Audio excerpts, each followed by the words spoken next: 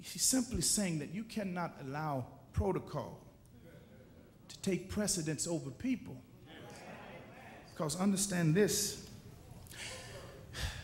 This Levite, who was an assistant to the priest, was also in the temple, also benefited by being in the temple. But because the priest passed him by, it was in his interest of the priest and himself to pass the man by, because the man had been beaten, could not communicate, thus not knowing whether he was a Jew or not, stripped of his outer garment, could not look and tell whether he was a Jew or not. If he touched him and he was dead, he risked becoming ceremonially unclean, thus not being able to serve in the temple, putting his own lifeline at stake. But more especially, he did not want to make the priest look bad. In essence, he placed prestige over pain. And some of us are so busy trying to be prestigious that we have forsaken the pathos. Some of us are so prestigious that we've forsaken the suffering of other individuals. But when your prestige calls you to look down on other people, you are in trouble. This Levite reminds me of the committee who's committed to the committee, but not committed to causing change. You know, we live in a world where there are so many round table discussions about change. We want to change our perspective on AIDS and HIV. We want to change our perspective on homelessness. We want to change our perspective on dropouts. We want to change our perspectives on drug dealers and drug addicts. But all we like to do is talk about it. But nobody ever wants to be about it. But everybody wants to get on the committee because it looks good for their resume. But it does not help when we don't move from the committee room to the pavement and make a difference. I know this is not popular preaching, but it will preach that will, it's preaching that will help you. He says that this Levite, he passes by on the other side. Some of us, we don't want to overstep protocol. And we've been going to the committee sessions for too long. I'm not talking about anybody in here. I'm just talking about what I'm talking about. I mean, if the shoe fit, lace it up, tie it up, and walk in it. But if the shoe don't fit, just say if it doesn't fit, you gotta quit. But if it's fitting, tied up, walk in it, because the problem is we have too many people who are afraid to overstep protocol. They don't want to make the person that's over them look bad, but if they are not affecting change, we ought to be agents of change. We ought not be able to see someone who has been beaten by the struggles of life. We ought not be able to see someone who's been stripped by the struggles of life and left half dead and look at. We perceive their pain, but we never cause their pain to become a prerogative of ours.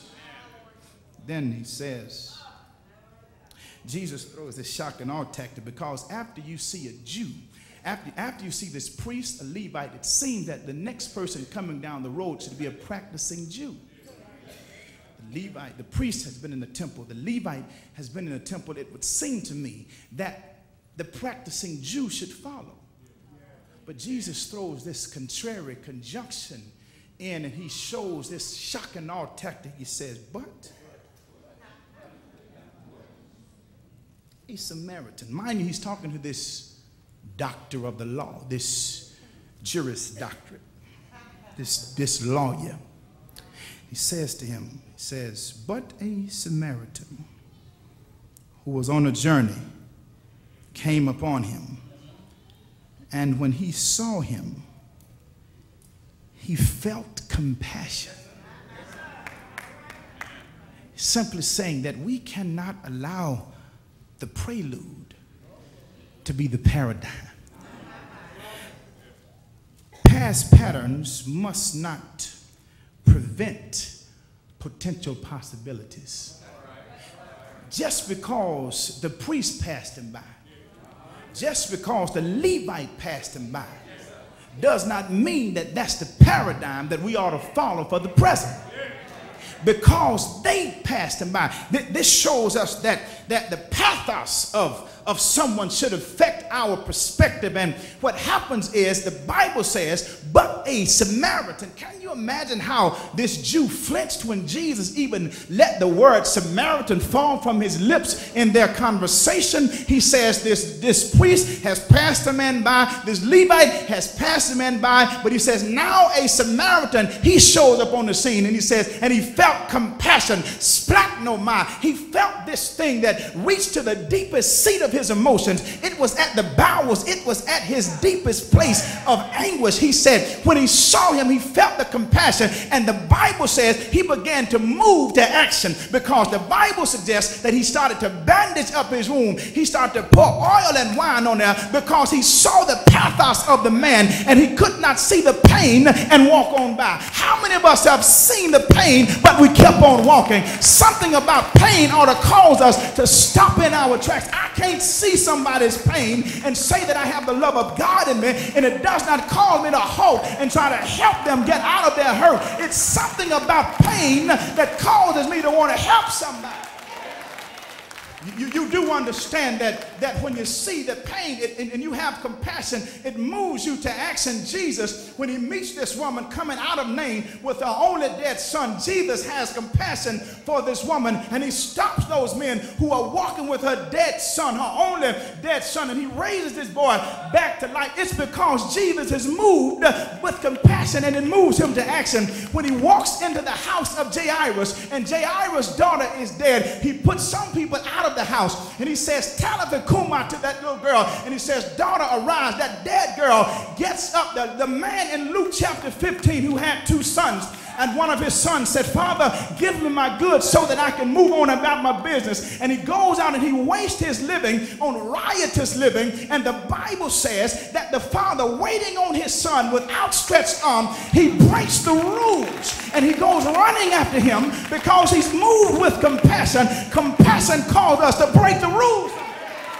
When you see the pain, it'll cause you to break the rule. And somebody said you ought not go to that side of town. But when you know that there's pain on that side of town, you ought to go to that side of town. Pathos will cause you to go and fly the friendless skies to a third world country and share yourself in missions when you understand pathos. How can you see pain yet never be moved to action? Then Jesus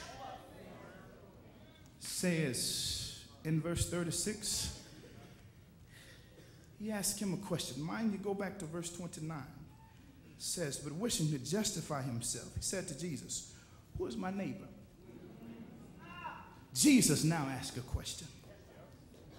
Which of these three do you think proved to be a neighbor to the man who fell into the robber's hands? The Jew said, my neighbor is the person that looks like me. My neighbor is the person that sounds like me. My neighbor is the person that acts like me. My neighbor is the person that fills that application out with the same ethnic background that I have. But Jesus says, who was a neighbor? It was not the one that looked like him. It was not the one that was from the same root that he was from, but it was somebody else that didn't look like him, but their pain. Pain ought to disturb us, beloved. The problems of this society ought to disturb us, that we cannot sit by the wayside and see young boys being stripped, beaten, and left for dead by the side of the road. But we say, I've got mine, they've got to get theirs. When we see them stripped, when we see them beaten, when we see them almost dead, it ought to cause us to stop.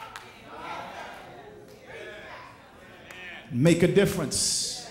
I'm tired of all these church folk. All they want to do is church on Sunday. They don't want to reach out to somebody on Monday. All they want to do is shout on Sunday. But you can't see them serving on Tuesday, Wednesday, Wednesday, Thursday? Where were you when the pain was going on? Where were you when they were hurting? Where were you when they were in prison wall? You were singing, shouting, and clapping your hand, preaching, dancing. Where were you?